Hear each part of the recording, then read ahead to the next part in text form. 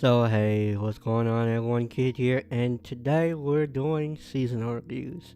So if you've been keeping up with seasonal reviews or with the channel in general, you'd know that seasonal reviews has been going on for a year now. Yeah, it's been, we started this in fall of 2017, and it's been an entire year. So, to everyone who's watched all of the episodes, been following the series since the beginning, or who just recently joined us, thank you guys. You're what keeps the channel going, and yeah, I just want to put that at the beginning of the video. Other than that, if you don't know what seasonal reviews is, it's a series where I go in and pick my favorite anime from the seasonal lineup, usually from Crunchyroll or Hulu, and then I talk about them with you guys. Now, this list isn't perfect. If there were some animes that you liked or thought were amazing that weren't on this list, leave them down in the comment section for everybody to enjoy. But with that being said, let's hop into the anime. The Golden Kamuy hasn't slowed down from season 1. It's more or less the same great old action, great animation, and comedy.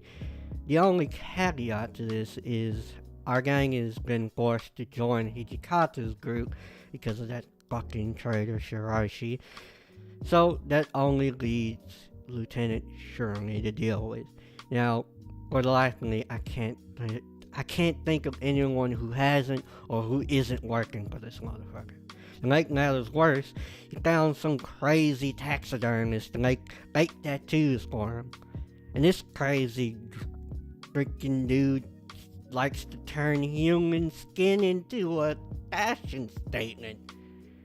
So now they have to break into a Shirga prison to ask the creator of the tattoos, no Carabo, I believe his name is, if there is a way to spot the fake tattoos.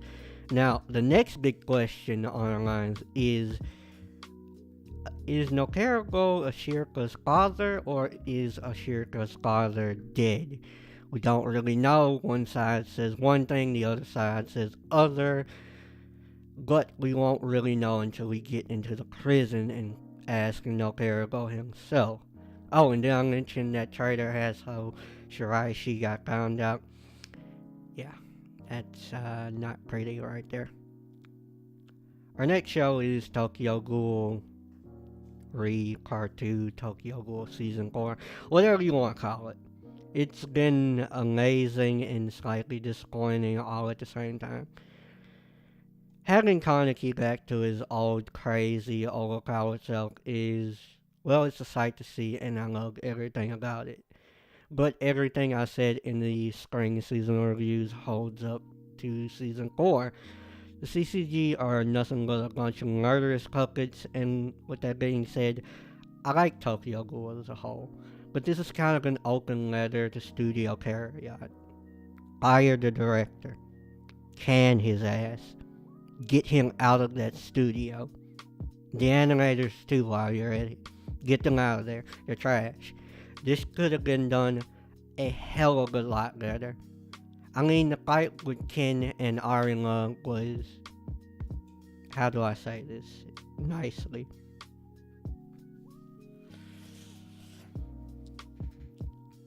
It was trash. Complete and total trash. And that's saying it in a nice way. It was trash. It was so freaking short that I don't even think I can call it a fight. Whoever the director is, they have no sense of pacing whatsoever. The pacing was so freaking fast. I thought I had missed an episode. This is just a mess that Tokyo Ghoul didn't deserve as a whole. The anime, the first season was great. They started off really well.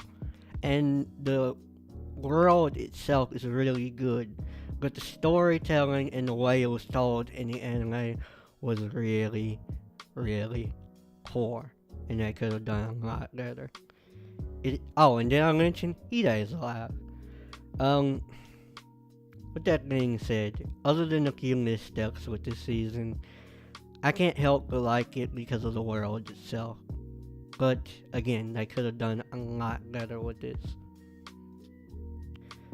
Our next anime is That Time I Got Reincarnated as a Slime. Now, when I read this title, I thought to myself, it sounds gory. I mean, when you hear the word slime, you would associate the creature with two things. One, hentai tentacle rape, and poison. Not a fun-loving, OP, heroic slime who gains stupid amounts of power just by eating things. And yeah, in addition to that, he can shapeshift. Oh, and I forgot to mention, he's friends with a tsundere dragon. You know, I thought I would spend this entire season hating goblins. Garumuru Tempest changed my mind. Now, we went from hating the goblins to want to screwing them. So, yeah. So I know Goblin Slayer's been talked into the depths of hell where it belongs. No, I'm kidding. But if it wasn't for That Time I Got Reincarnated as a Slime or Golden Kamuy Season 2, I would say this has been the best action adventure fantasy anime of the season. And I'm being legitimately honest about that. If you can get past the first episode, which is pretty gory, I mean, if you're an anime fan, you gotta be used to gore at this point. It's not as bad as Berserk. That was pretty bad, but if you can get past the first episode, you'll see that this is an amazing anime with... It's kind of the anime version of the classic D&D tabletop game. All the different character stereotypes are there, and it's pretty hard to miss how good this anime is once you give it a chance. Also, I have to say, the Goblin Slayer's creativity towards killing goblins is out of this world. My man's is like the Leonardo da Vinci of goblin slaying.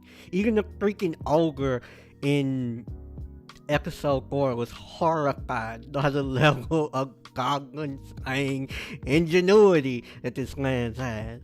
Hell, even in the face of the elk banning him from using fire, water, and poison to kill goblins, he still finds new and ridiculously efficient ways to kill these damn goblins. Oh man, I never thought an anime could make me hate goblins and love a character more than Goblin Slayer has. This is a really good watch if you get past the first episode. Rascal does not dream of bunny girl senpai.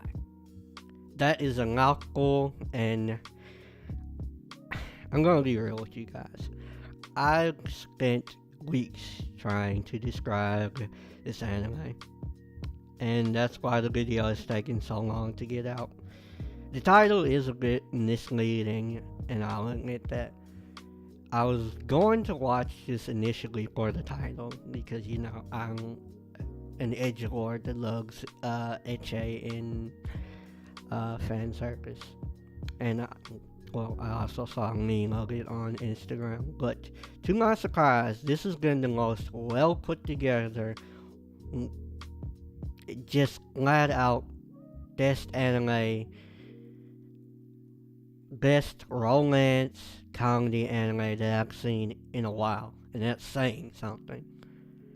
The two main characters, Sakuta and Lau, who for some reason end up helping their friends with random cases of Puberty syndrome. Now, hold on. What is puberty syndrome? You might ask, kid. You're going balls deep here. Well, let's look at the synopsis. And it says, that's a terrible description. That really is a terrible description. Okay, think of it like this. A girl repeating the same day over and over again, 4 or 5 times maybe, to avoid asking out a guy she doesn't really like that much. Or a famous girl, a child actor disappearing from existence because of their stressful life in show business. Or a girl not liking parts of herself so much that she splits into two different copies of herself. This show kind of tries to explain these random, mysterious incidents with quantum physics, and yeah, I think we can already guess how that goes. Rascal does not dream of Bunny Senpai. It's had the best pace and character interaction and story of the fall, basically.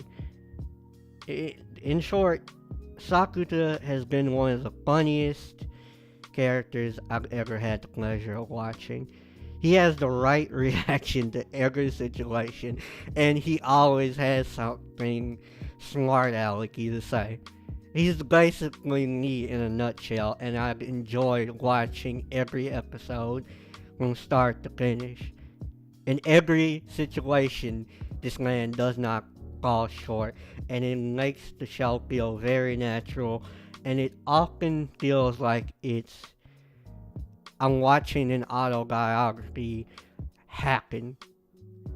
The animations are just that good, and other than the explanations of quantum physics, or not quantum physics, excuse me, quantum mechanics, there's not a reason not to watch. Rascal does not dream of Bunny Girl Senpai. I gotta stop saying that name. It's such a mouthful.